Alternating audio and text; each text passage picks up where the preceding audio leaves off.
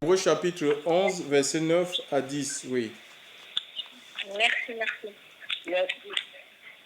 C'est bon? Oui.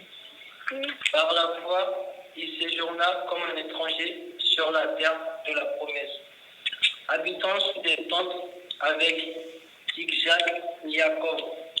C'était avec lui de la même promesse, car il attendait la cité qui a des fondements, celle dont Elohim est l'architecte et le constructeur.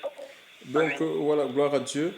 Donc ici, il est question de Abraham, hein, le père de la foi. Et cet homme-là, nous savons qu'il vivait dans une terre idolâtre, la Mésopotamie, Babylone, l'actuel Irak. Et il va entendre l'appel de Dieu, en fait. Le Seigneur va demander à cet homme de sortir de cet endroit en lui faisant une promesse, hein. Donc nous avons, le récit se trouve dans la Genèse chapitre 12. Et cet homme-là est sorti. Et ici, dans le livre de Hébreux, c'est le livre, le chapitre, plus particulièrement le chapitre 11, nous traite un peu, nous parle des héros de la foi, en fait, des gens qui ont entendu la voix de Dieu, qui ont mis leur confiance dans le Seigneur. Et on a vu, ça parle des exploits de ces hommes-là. La confiance qu'ils avaient, ce que la confiance en Dieu a produit dans leur vie. Donc ici, il nous est dit que Abraham, alléluia, gloire à Dieu, ici il nous dit que par la foi, il demeura dans la terre de la promesse. C'est-à-dire que la foi en Dieu l'a permis de rentrer dans la bénédiction. Dieu lui avait promis Canaan. Alléluia. Il n'avait pas vu cette terre et sa marche, son cheminement était dépendant de la voix de Dieu. D'accord? Et il avait mis la confiance dans la promesse qui lui avait été faite. Donc, et à cette époque-là, à l'époque d'Abraham, il n'y avait pas de Bible, hein. Abraham n'avait pas de Bible et sa marche, sa conduite était dépendante de la voix du Seigneur. Donc, et ici, il nous est dit qu'il est dans le pays de la promesse. Il a vécu, il demeura dans la terre de la promesse comme dans une terre étrangère, demeurant sous des tentes avec Isaac, Jacob, des cohéritiers de la même promesse. Donc, regardez un peu, il est dans la promesse et il vit sous des tentes, l'écriture dit comme un étranger. Donc, il sait que pourtant, c'est Dieu qui lui avait promis cette terre. C'est Dieu qui avait promis de lui donner cette terre. Donc, cette terre, la Canaan lui appartenait. Mais ici, il nous est dit que, quoique étant dans la promesse, dans la terre promise, il vivait sous des tentes, il vivait sous des tentes, hein, dans cette terre-là, comme un étranger en fait. Un étranger, c'est quelqu'un, par exemple ici, en France, on a des étrangers, d'accord? Les étrangers, c'est des gens qui résident dans une nation qui n'est pas la leur. D'accord? C'est ça ce qu'on appelle un étranger. Tu vis dans une nation qui ne t'appartient pas. Alors que ici, la promesse, la terre appartenait, on peut dire, à Abraham, parce que c'est Dieu qui lui avait promis cette terre, mais lui, il vivait sur cette terre. Hein? Donc, comme un étranger. Un étranger, c'est quelqu'un qui sait qu'à tout moment, il peut partir. D'accord? Il peut, de manière délibérée, partir ou peut-être les habitants du pays peuvent décider de l'expulser. Tu vois un peu? Et il vivait. Donc, en fait, et Abraham, c'est le modèle, en fait. C'est notre modèle, c'est le modèle de la foi. Nous devons regarder à Abraham, à sa marche, alléluia, et imiter ce genre de personnes. Ça veut dire que c'est quelqu'un quoique ayant la promesse de Dieu, il ne vivait pas pour la promesse, il ne vivait pas pour la bénédiction en fait. C'est ça la bénédiction, il a expérimenté la bénédiction de Dieu. Il est dans la bénédiction et il ne vit pas pour la bénédiction. Ça c'est un problème aujourd'hui avec l'Église.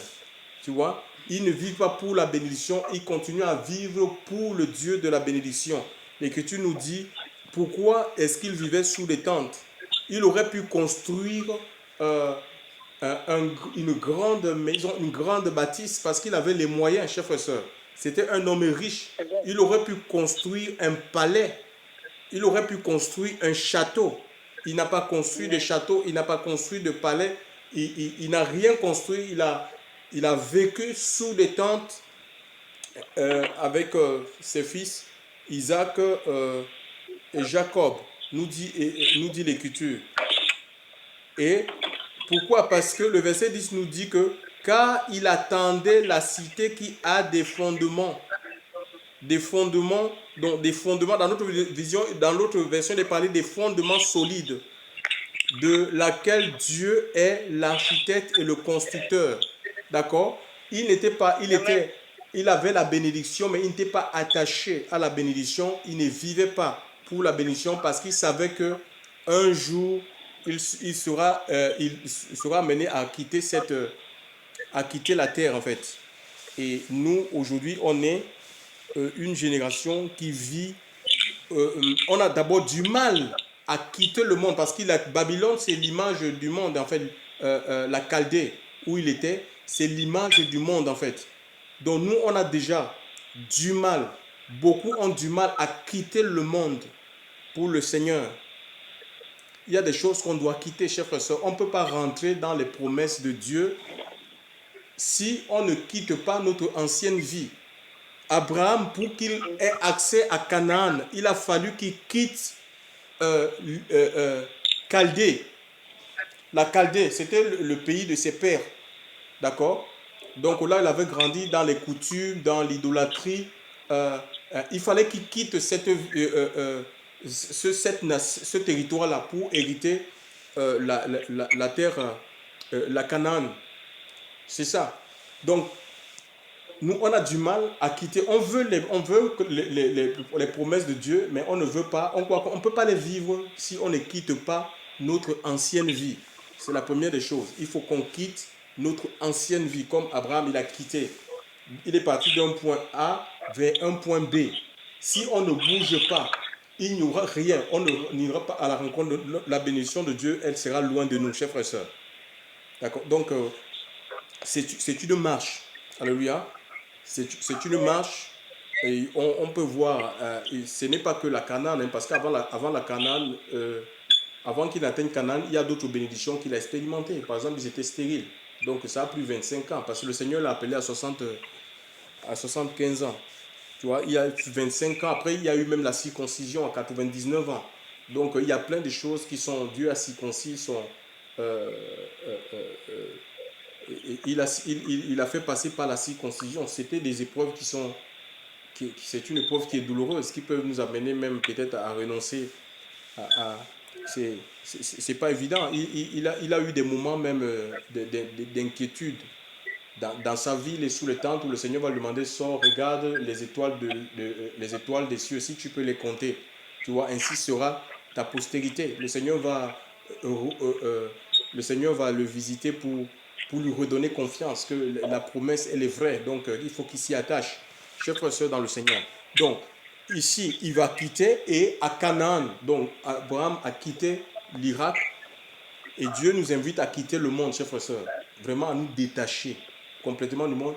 Et à Canaan, il ne vit pas pour la bénédiction, il n'est pas attaché à la bénédiction, il n'est pas attaché à cette terre, en train de dire, oh, c'est ma terre, en train de commencer à faire maintenant des conflits avec des voisins, quitter ma terre, ici de justice, les problèmes du monde. Il y a beaucoup d'enfants de Dieu qui luttent pour les choses de la terre, au lieu de laisser le Seigneur prendre leur défense. Ils rentrent dans les combats complètement, des combats complètement charnels. Donc, lui, il avait mis son espérance sur la cité, dont Dieu est l'architecte et le constructeur. Et cette cité-là, c'est une cité qui n'est pas... L'Écriture parle d'un royaume solide, un royaume inébranlable. C'est le royaume de Dieu, chers frères et sœurs. C'est le royaume des cieux. Même si nous avons la bénédiction, je vous invite, d'accord? Parce que ça, c'est encore un autre piège. Il y a des gens qui ont quitté le monde, mais ils sont établis dans la bénédiction de Dieu. Ça peut être le ministère que Dieu t'a donné, chers frères et sœurs. Ça peut être l'entreprise que Dieu t'a donnée, les enfants, la femme que Dieu t'a donnée.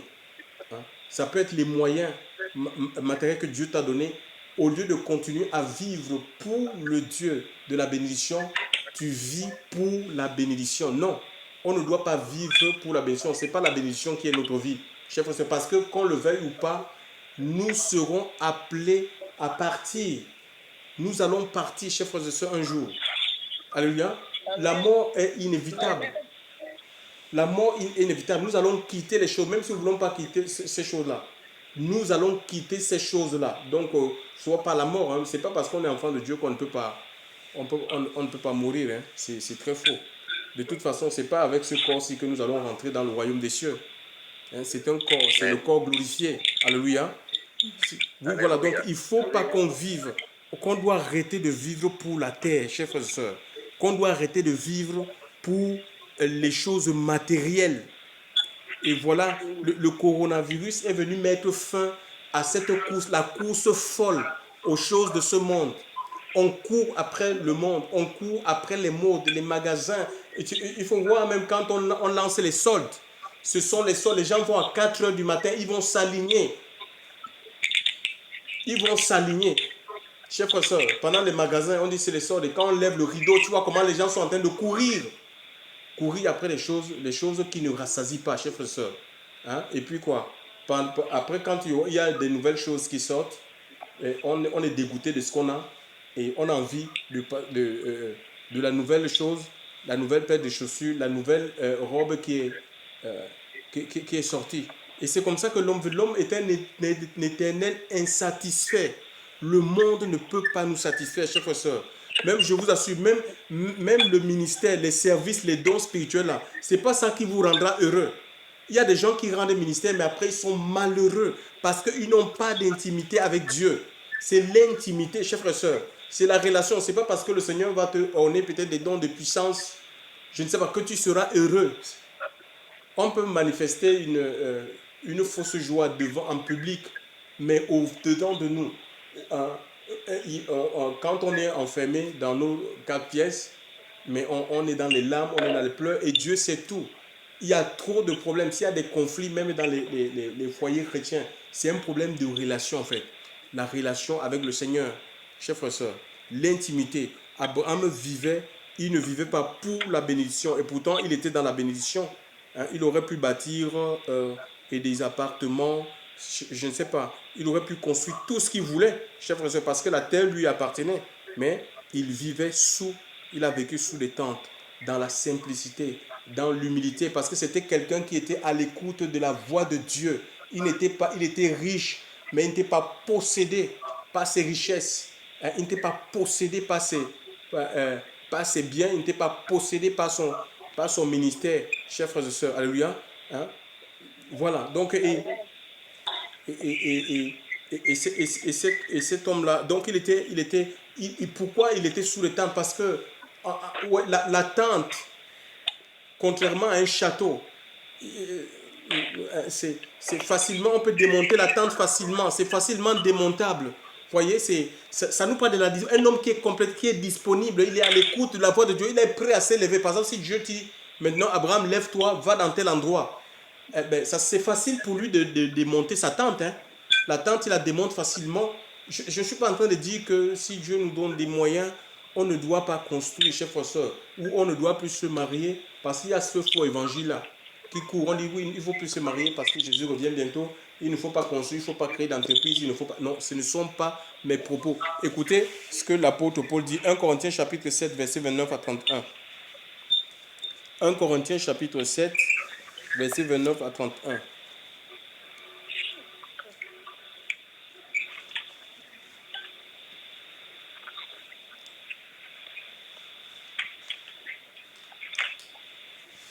Verset 27. Oui, verset 29 à 31. 1 Corinthiens chapitre 7. C'est bon? Oui.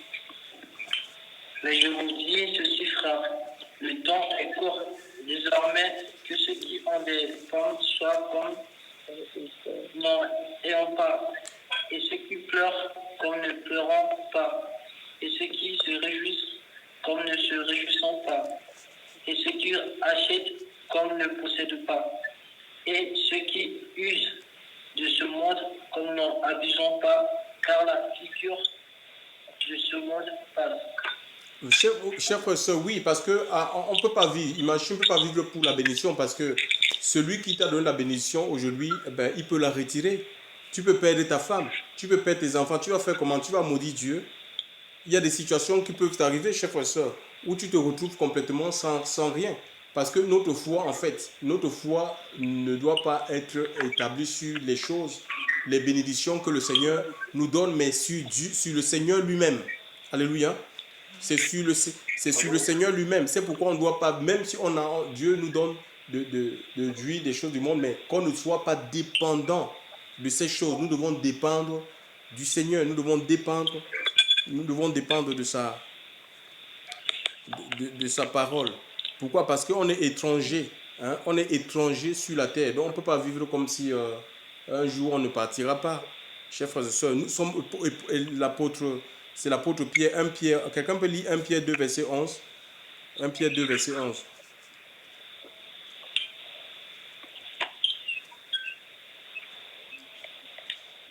Mes bien-aimés, je vous exhorte comme des étrangers et des voyageurs à vous abstenir des désirs charnels qui font la guerre à l'âme. Vous voyez, donc, il dit que étrangers et voyageurs. Étrangers et voyageurs. Chers frères et sœurs, hein, un voyageur, c'est quelqu'un qui se déplace. Qui se déplace sur un parcours préétabli. Donc, et le Seigneur, on sait où on va, chers frères et sœurs. Hein, le Seigneur nous a donné le passeport. Hein. Dieu nous a donné le passeport chez Jésus. Il nous a donné le visa. Le visa, c'est le cachet là qu'on met sur le passeport. C'est le Saint-Esprit. Alléluia. Et le billet, et on va où? On va au royaume. Il y a un royaume, chers frères et sœurs. Alléluia. Nous voyageons vers le royaume des cieux. Nous allons vers le royaume, chers frères et sœurs, vers le royaume des cieux. Hein? Et il dit que nous devons nous abstenir parce qu'on est sur la terre, chers frères et sœurs. Et il y a des choses qui font la guerre à l'âme. Nous devons nous abstenir, c'est-à-dire éviter les choses, renoncer aux choses qui font la guerre à notre âme, non, les convoitises de la chair dont nous parle Galates chapitre 5, verset 19. Hein? Les désirs de la chair qui sont contraires à ceux de l'esprit. Chers frères et sœurs, et ce n'est pas parce que ta chair réclame forcément des choses que tu dois donner ces choses tu dois nourrir, tu dois donner la chair, ces choses-là. Hein. Tu ressens des désirs, des pensées qu'il faut que tu t'inclines vers ces pensées, sachant qu'elles sont contraires à la parole de Dieu, elles sont contraires à la sainte doctrine. C'est une lutte, chers frères et sœurs. Alléluia. C'est une lutte intérieure. La chair va réclamer, même si tu es rempli, même si tu es rempli à rebord, sache que la chair, tant que tu es sur la terre, la chair va réclamer des choses contraires, des choses qui sont contraires à la sainteté de Dieu. D'accord? Même si tu es marié, parce que certains pensent que la solution c'est le mariage. Et quand tu es marié, ben voilà, c'est fini. Tu ne peux pas tomber dans l'adultère. Il ne peut pas avoir des pensées d'impureté. Chers frères et sœurs, c'est pas vrai, c'est très faux. C'est une lutte, chers frères et sœurs, jusqu'à ce que le Seigneur vienne. Maintenant, si tu cèdes, écoute-moi ce qui arrive. Si tu cèdes, Romains chapitre 8, verset 6.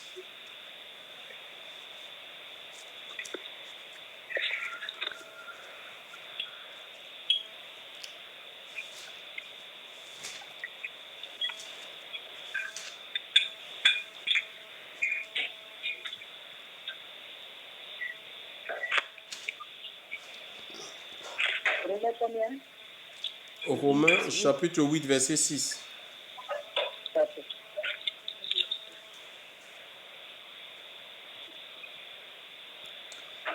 Car la pensée... Je t'écoute. Oui. Car la pensée et le but de la chair, c'est la mort. Oui. Mais la pensée et le but de l'esprit, c'est la vie et la paix. Donc ceux qui s'affectionnent aux choses, aux désirs de la chair, là, d'accord? Quand les pensées charnelles là, viennent là, tu t'affectionnes à ça, tu cèdes à ça, ça va produire, ça va tuer la vie de l'esprit en toi. Il est question de la mort spirituelle. Ça ne veut pas dire que tu vas mourir physiquement là. Tu meurs spirituellement en fait. Ça va tuer la vie que Christ a mis en toi. Si tu cèdes à ça, si tu laisses la chair prendre le dessus sur toi, ça va te diminuer, voire même euh, la flamme va s'éteindre en fait. Hein? N'éteignez pas l'esprit, l'esprit de Dieu va s'éteindre. Parce que la vie du monde, ça étouffe. C'est la vie du monde, les plaisirs de la chair qui étouffent l'esprit de Dieu en nous. En fait, c'est l'esprit de Dieu qui doit se révéler en nous en fait. Hein? D'accord. Le christianisme, c'est comme une forme de naissance. Quand on dit Jésus croissait en sagesse, en stature, en force devant Dieu et devant les hommes. Et nous sommes enceintes de Christ en fait. C'est comme si, c'est comme Marie en fait, qui avait conçu par la vertu du Saint-Esprit. C'est le même mystère qui s'est produit. On est enceinte, c'est comme si le Seigneur, Dieu nous a enceintés en fait. Christ en nous, et il faut que l'enfant se développe. L'enfant Jésus doit se développer. D'accord? Quand vous lisez le livre de 1 Corinthiens, Ephésiens chapitre 4, vers le verset 17, l'Écriture nous dit que jusqu'à ce qu'on atteigne la stature parfaite, donc c'est la taille de Christ. C'est Christ qui doit être vu en nous. C'est pourquoi Paul va dire que s'il vit, ce n'est plus lui, c'est Christ qui vit à travers lui en fait. Donc c'est Jésus qui doit exhorter en fait. Hein, l'exhortation, les visions, ça provient du Seigneur. Les paroles de connaissance, la sagesse, la puissance pour guérir les gens, chers frères et sœurs, la sensibilité spirituelle, c'est le Seigneur qui doit, c'est le Seigneur qui doit opérer à travers nous, chers frères et sœurs. C'est le Seigneur qui doit opérer à travers le croyant. On n'est pas là. En fait, Dieu ne nous appelle pas à servir dans la chair. Et ceux qui s'affectionnent maintenant à l'esprit, chers frères et sœurs, hein, ceux qui s'affectionnent à l'esprit, l'Écriture dit qu'ils ont quoi? Il y a l'affection de l'esprit, ça produit la vie et la paix. La vie et la paix dans un monde trouble. Chers frères, il est question de la vie de Dieu. Ça dit que plus je veux m'affectionner, je veux m'attacher à l'Esprit de Dieu. Hein, l'Esprit de Dieu, c'est un esprit de sainteté. À la sainteté de Dieu, ça va produire dans la vie de Christ, en fait. C'est une vie puissante, une vie impérissable. Hein, une vie qui ne peut pas être, domptée par le mal. Le mal ne peut pas dompter une telle personne. C'est quand plus la vie de Christ prend de l'ampleur, mes inquiétudes, mes peurs, les troubles disparaissent. C'est comme nous sommes en train de vivre, on vit un temps de grande angoisse, de grande peur. Mais la vie de Dieu produit, l'Esprit de Dieu va produire en moi la paix. C'est une production. Et c'est le Saint-Esprit en toi qui produit. Le fruit de l'Esprit, c'est la paix, c'est la joie, c'est l'amour. Ce n'est pas des choses que je vais essayer de fabriquer ou d'inventer. Dieu est amour, puisque Dieu vit en moi. L'Esprit de Dieu, c'est Dieu, et il va produire ces choses dans mon être intérieur.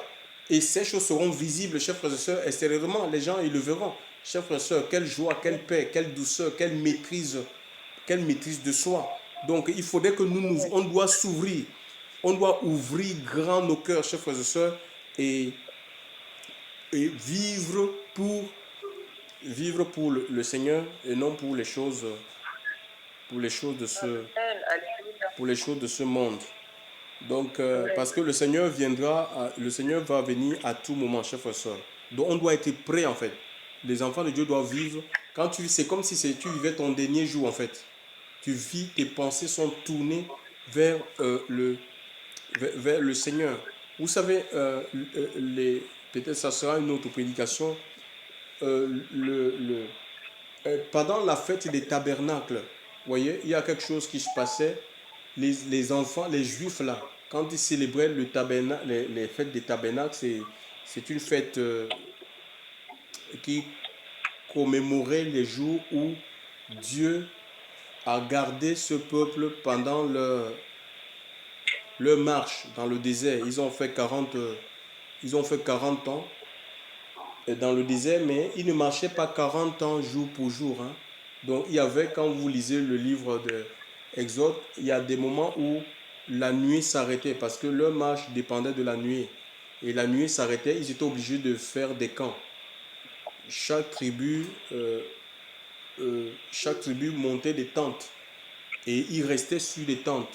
Et tant la nuit pouvait rester stationné peut-être 2 ans dans un endroit et ils ne bougeaient pas, ils restaient là aussi. Parce que personne ne connaissait la direction là où se trouvait le pays promis en fait. D'accord? Le pays de la promesse. Personne.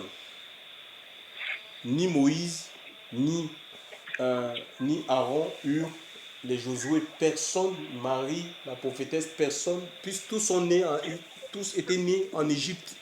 Donc ils ne connaissaient pas cet endroit-là. D'accord? Et donc ils dépendaient, leur marche était dépendant de la nuit et ils restaient dans cette tente-là. Et quand ils sont arrivés dans le pays de la promesse, ils ont perpétué cette fête. C'est Dieu qui les avait recommandés pour que les générations qui n'avaient pas connu la traversée du désert, qui n'avaient pas vu cette scène-là, aient en souvenir que Dieu avait gardé son peuple sous des tentes durant leur parcours, le parcours du désert, durant leur traversée du désert. Et qu'est-ce qu'ils faisaient? Donc, ils quittaient c'est une fête qui se célébrait 7 jours. Et pendant 7 jours, ils quittaient leur demeure, les maisons qu'ils avaient construites en dur. D'accord? Ils avaient des habitations en dur. Et certains, ils construisaient sur le toit, il y avait ce qu'on appelle, on appelle ça comment? Il y a des maisons, on construit, il y a des terrasses sur le toit. Certains, ils construisaient dans des cabanes sur les terrasses ou sur les cours. Ils mettaient des tentes, des cabanes et ils restaient dans ces cabanes-là. Ils sortaient des maisons qui étaient dures pour vivre sous des cabanes pendant 7 jours. Chers frères et sœurs, c'était prophétique en fait. Alléluia.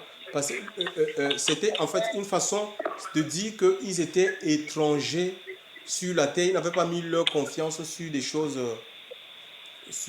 de ce monde. Chers frères et sœurs, alléluia. Donc voilà, et Jésus va parler des demeures éternelles dans le livre de Jean 14, hein, en disant à ses disciples qu'il ne fallait pas qu'ils soient troublés, qu'il va leur préparer des demeures et que quand ces demeures seront prêtes, il va revenir pour les chercher afin que là où il est, les disciples soient aussi avec lui. Et frères, je vous assure que les demeures que le Seigneur est allé préparer, ces demeures-là sont faites. Hein? Abraham avait peut-être vu ces demeures en vision. C'est pourquoi lui aussi, il a vécu sous les tentes en disant que Dieu avait une cité. Le Seigneur avait des maisons qu'il avait construites, des maisons qui sont construites non pas avec les matériaux périssables, hein, parce que nos maisons sont des maisons qui, à un moment donné, elles peuvent connaître l'usure du temps, elles peuvent se détériorer sur le fait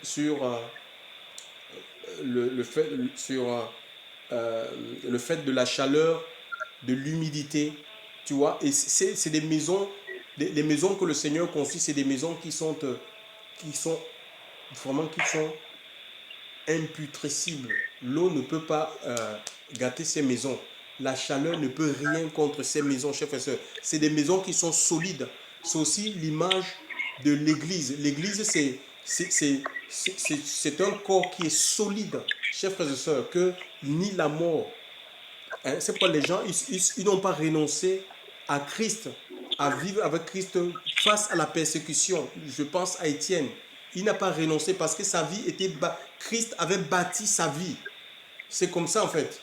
Quand Christ bâtit sa vie, c'est Christ qui est en toi.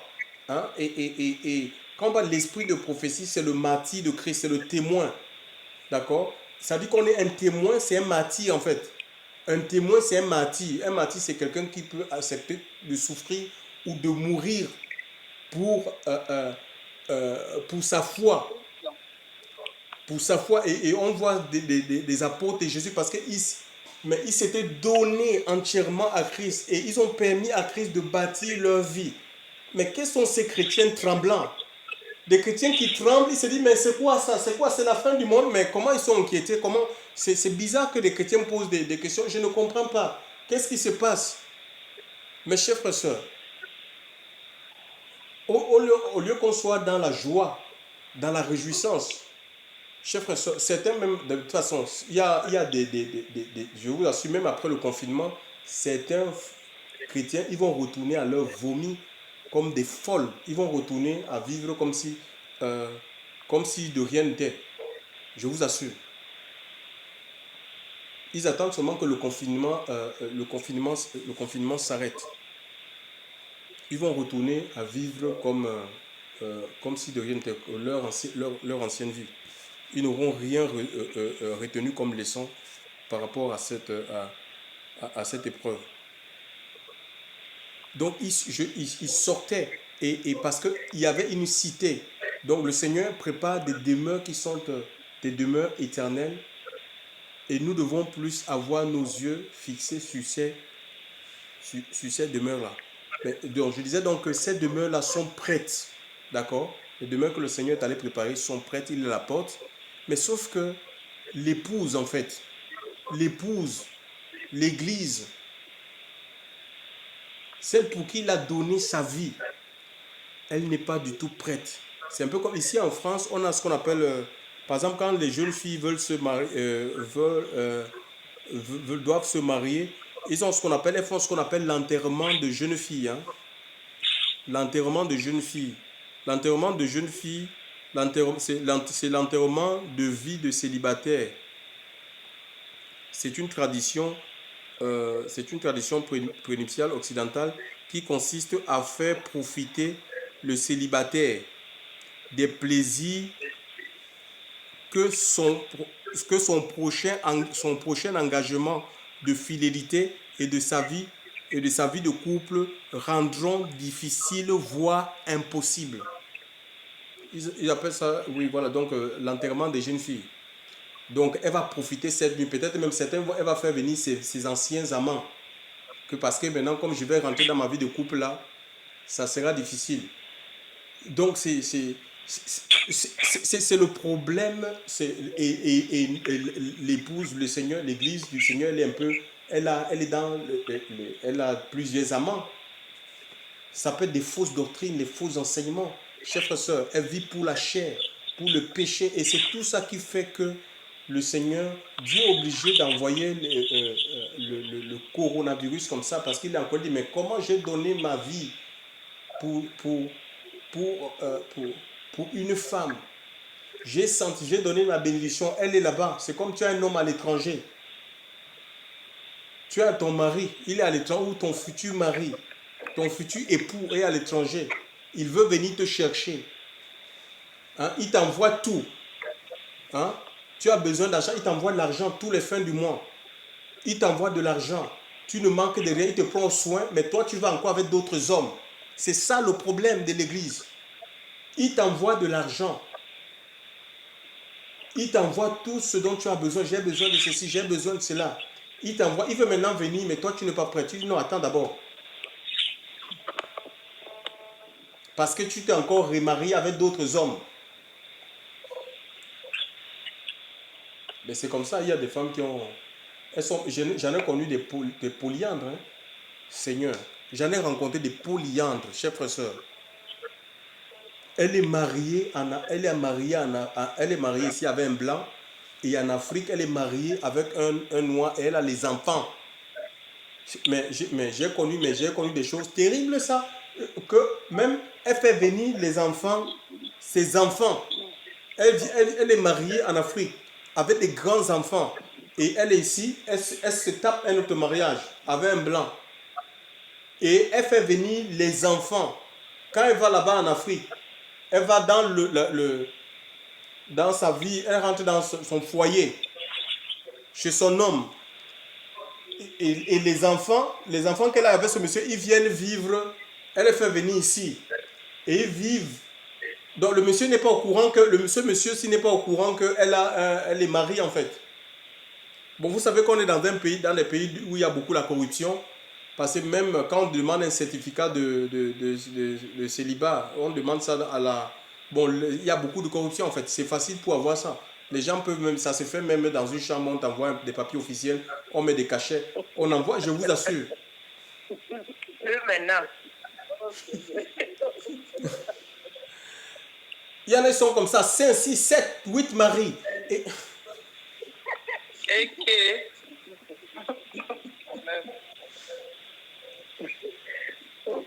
Je vous dis, c'est la vérité que je suis en train de vous dire. Les enfants partout. 8 enfants, chaque enfant a son père.